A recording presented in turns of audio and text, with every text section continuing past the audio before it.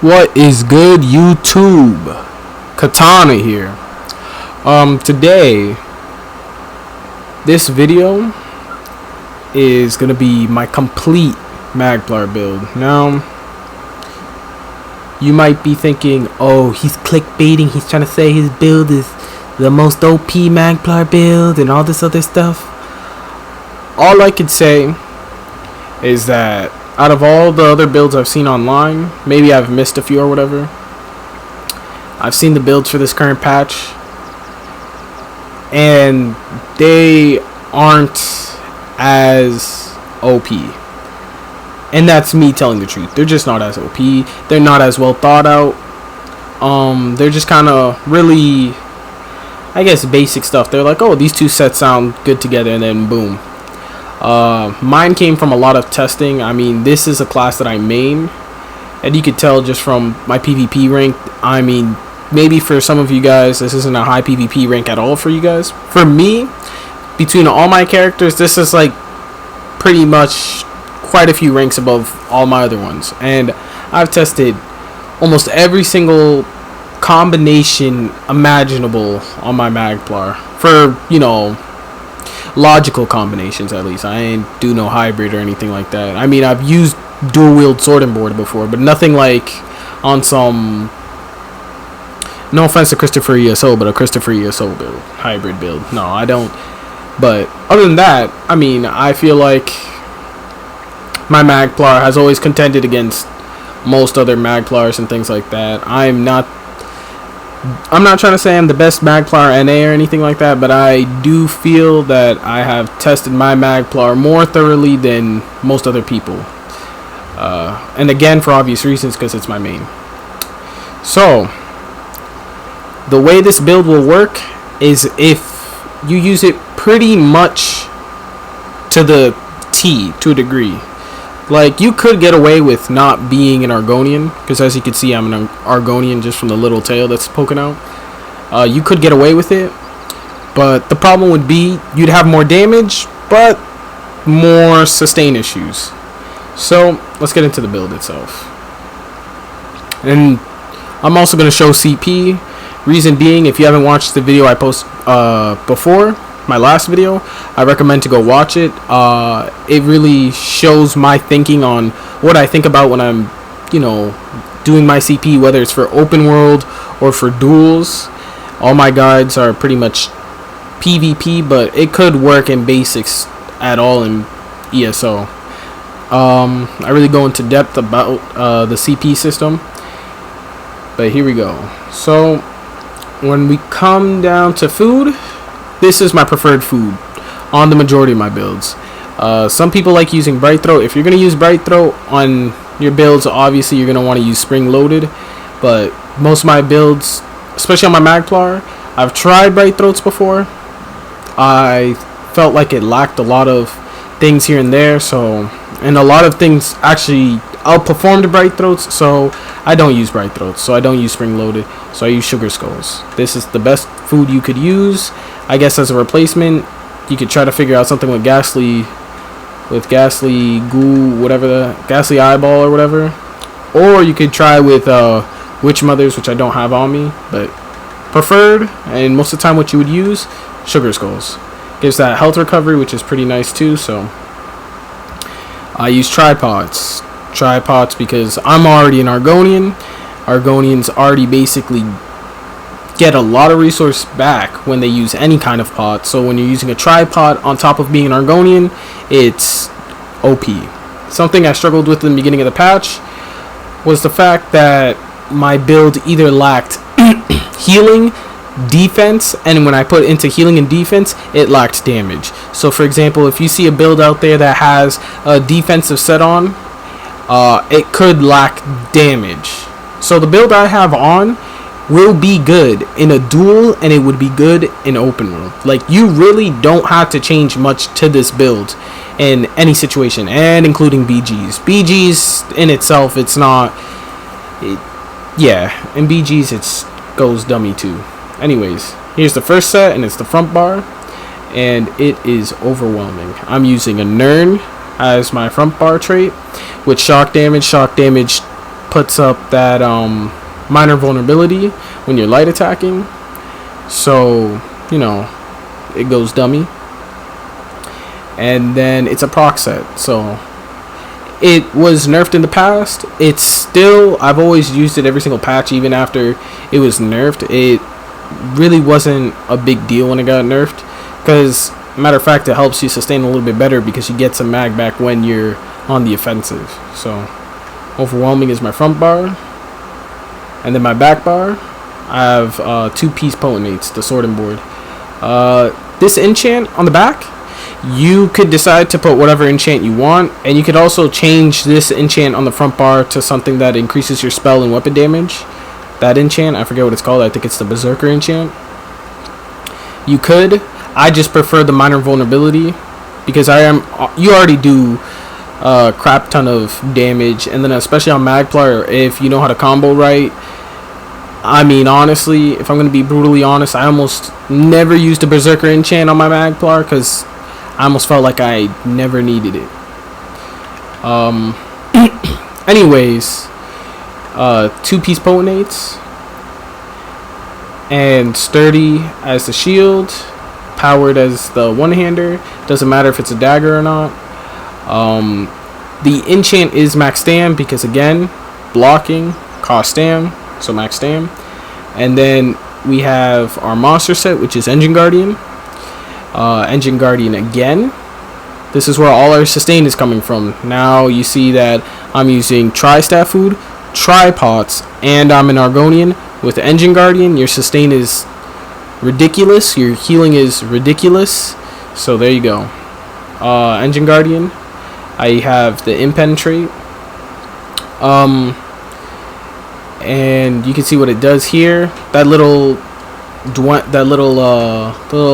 EG that pops up, it pops up pretty frequently when you're using abilities. Hold on, what the heck? See? And you know, it's gonna either give you stam, mag, or health. And especially when it's giving you the health and you're an Argonian, you're almost untouchable. So then the second set that I'm wearing is Stoons, and as you can see, it's reinforced. So if you didn't see my last video, I said that change my CP according to the sets I'm wearing and the traits that's on them. With this setup, I have 2-piece impen. So I have one big piece that has impen, one small piece that's impen, and then my 2 other big pieces are reinforced. Right? You could put a triglyph here. I'm not I feel like, oh yeah, that's why I didn't put a triglyph, because I already have a lot of max health, because I'm an Argonian. But if you felt like you wanted to put a triglyph here, you could. Honestly, I don't see it as necessary. And then the small pieces are divine, so you have even more damage. Alright, so Stoons. If you don't know what Stoons does, here you go. But basically, the biggest thing is that 5th piece, which when you deal damage to an enemy who's off balance, your physical and spell penetration is increased by 5,000, right? And I believe there isn't a cooldown. There is no cooldown on it, right? Yeah, no. So what I noticed from using Stoons, and the big reason why I use Stoons, is because your main CC is what procs it. Boom, off balance, and right there, you see that little timer that says 9 seconds right next to the sugar skulls? That's Stoons, and it always resets as long as you actually, most of the time it stays up for a good amount of time. Like, it was resetting right there for a little bit. That's what I noticed, that it actually resets for whatever reason. I believe it's because off balance is still technically up, and so when off balance is up and you're damaging someone that's off balanced, Stoons is gonna keep proccing. So Stoons is actually up more than those 10 seconds most of the time, and it has no cooldown. The only thing that technically has the cooldown is the off balance, which it's not hard to keep that up a decent amount of the time. So again, that's why I use Stoons. So again, when it comes down to traits, I'm gonna go real slow to show you guys the enchants and traits. So reinforced with triglyph, max stam, to help with that stam sustain, impen, divines, max mag, divines, max mag, reinforced, max mag, divines, max mag, and then we go down to our jewelry. Now, honestly, I have 2 recovery glyphs. You could just go 2 spell damage, 1 recovery, because that's how much sustain you have. But because I also, 1vx and like do like outnumbered gameplay, I prefer to have 2 recovery glyphs. That way I could stay more offensive with almost little penalty. And I'm telling you, this build has a lot of sustain. I saw one build out there that they were using Citadel's Crest on their Magplar, which again is completely unnecessary, because I get the concept of it. Like, if you block when you're on the defensive, boom, there's 1 heal, and then you could heal again. The problem with that build is that Citadel's Crest doesn't give as much damage, and as you can see, I'm wearing 2 damage sets, so I have double the damage that build has, plus probably even better sustain and heals, because I'm an Argonian with tripods and EG. EG also is a really good line of sight, so that even makes it even harder to kill me. Most of the time, if you're gonna die on this build, it's purely for the fact you're going too offensive. Like, this build really is OP. But here we go. It's all arcane and 2 recovery glyphs, 1 spell damage.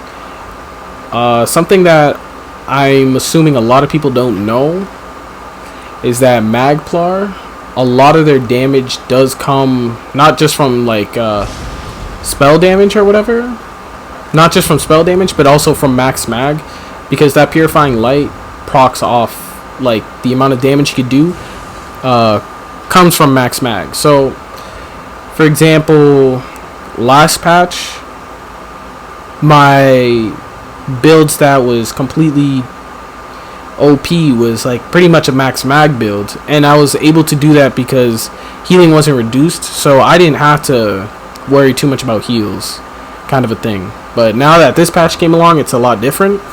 But again, you can see that my purifying light tooltip is still pretty decent with this build, so that's a big thing. People tend to just focus on spell damage to get those jabs up. As long as your jabs is above 3k unbuffed, you're going to be completely shitting on people if your purifying light is above 20k unbuffed on the tooltip. So let me go into abilities. So open world abilities: sweeps on the front bar, toppling, purifying light, degeneration, elemental drain, crescent sweep. Back bar: temporal guard, extended ritual, channeled focus, honor the dead, living dark, elusive mist. Elusive mist is to get out of snares and anything like that. Helps out with a lot of immunity. It's a little buggy at times, but honestly, once you use it a lot, you get used to how buggy it is. Sucks that that's how it is, but that's how it is, and it's a toggle, so it's pretty nice.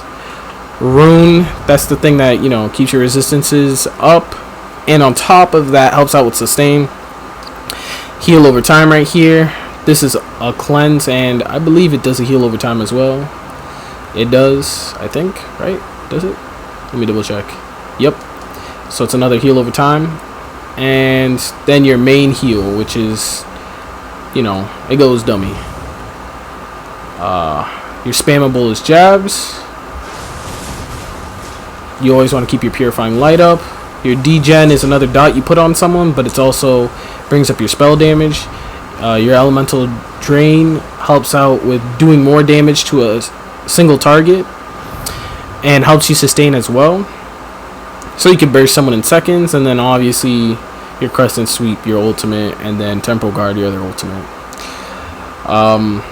You could switch out crescent sweep for either the bat swarm ult. It goes dummy.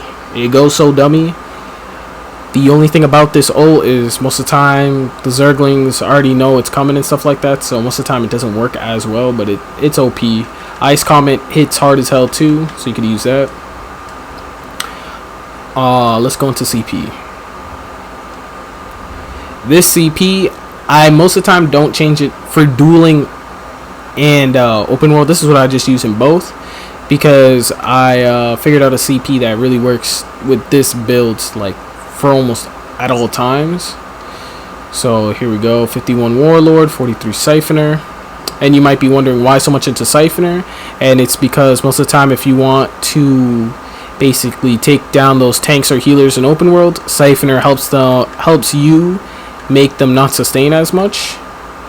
And as well as in a duel, most of the time if you're fighting someone that's really aids or carried,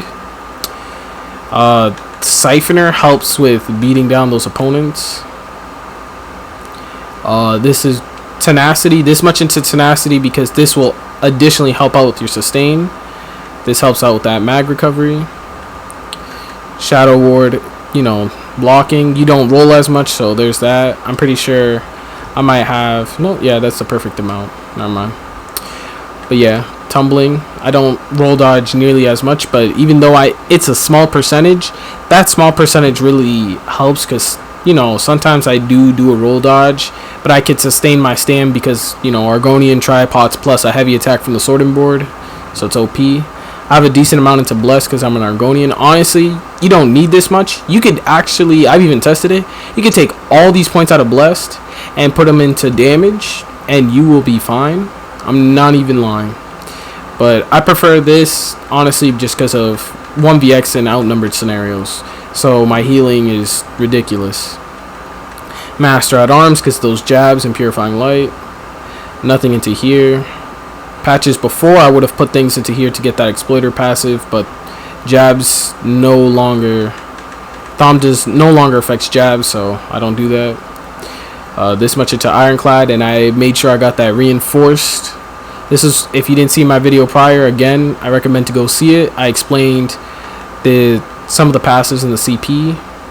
As you can see here, this is an additional damage shield, so this 1254 when I block, on top of the Temporal Guard shield, right? So let's see, where is it? So that Temporal Guard shield, 5,000 damage shield. So you're gonna see right here, boom, I basically get a little baby shield, and it's a decent shield, right?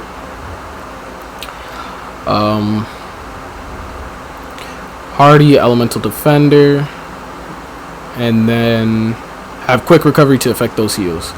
Other things to keep in mind if you're really trying to min-max this build: Undaunted.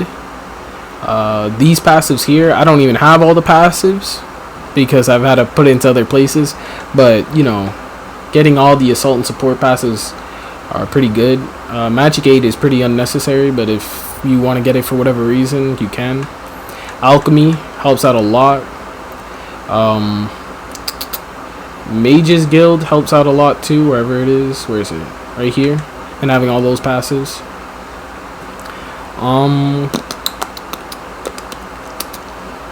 What else was I gonna say? Oh, for dueling. If you really want to see what the bar setup would look like for dueling, it would be something like this. And again, you might be wondering, like, you really only use Purifying Light and jabs, and for obvious reasons I use only those because those are the best things a Magplar has, and it's really all a Magplar needs. Anything else pretty much hinders a Magplar. The more basic your burst combo, and this goes for really any class, the easier it is to burst your opponents. So I've seen people put on, what is it? Just where is it? I've seen people use like Vampire's Bane, and Vampire's Bane is good, but it's almost the same thing as Mage Light. Honestly, it's almost the same exact thing. The only difference is one does that damage and the other one doesn't. But both of them give that Major Prophecy is what I'm trying to say, which increases your spell crit rating. But one gives you damage on your stats, one gives you damage, like actual just damage from an ability. I've seen people use this. I forget what it switches to, but I've seen people use this ability and an execute. Honestly, all three of these abilities you could use it. I think it's completely unnecessary in my opinion, but if I was to burst with my Magplar, you know, big thing that a lot of people don't understand is that you stay in your room. You try to stay in your room as much as you can, because when you're in your room, this is what my resistances look like, right? And if I step out of my room, this is what my resistances look like. So it does help a lot to stay in your room. So, and it really costs like nothing. So you could just be here, and say if you're trying to chase down an opponent, you could reapply it and then stay on top of them, right? Make sure you put up your degen. Make sure that's always up. Keep up living dark from time to time. Have an LE drain on the person you're attacking. And a big thing about a Magplar that a lot of people are like, oh, you just spam jabs and just keep purifying light up. Yes, that's true. But another thing that a lot of people miss is that you have to light attack weave up the ass, because that light attack weave does make a huge difference. Because one, you're proccing that minor vulnerability, and two, that extra light attack does do that additional damage that you need. So a big thing, just light attack weave as you're doing your abilities, and you'll just basically take out your opponent pretty easily. Stats buffed. Alright, so that's my back bar, right? Without a pot. Actually, I probably should pop a pot. So with the pot, and then front bar. The Mundus I am using is Mage, and I do not go past stage 1 Vamp. I don't care what anybody else says. I mean, you could go past stage 1 Vamp. Honestly, there's not too much pros to go past stage 1 Vamp. They really, it's not anything crazy past stage 1. But you could do it if you want, I guess. Like, this is the thing you would get from being stage 2, which is great. With this build, can you get away with being stage 2? Of course. If you go anything past stage 2, that's when it really is like completely unnecessary. But it's all up to you. I hope you guys enjoyed the video. If you have any questions, just leave a comment down below. I know this is more in-depth than usual, and it's because you know, I haven't really done, most of my Magplar videos have been pretty, these are my sets, these are my skills, open world, 1v1, BGs, that's it. I never explained my CP and stuff like that and my thinking behind it, but I showed my CP this time. So there you go. I hope you guys enjoyed the video. Like, comment, subscribe, and go ahead, share it up. If you have any questions, just drop it down below.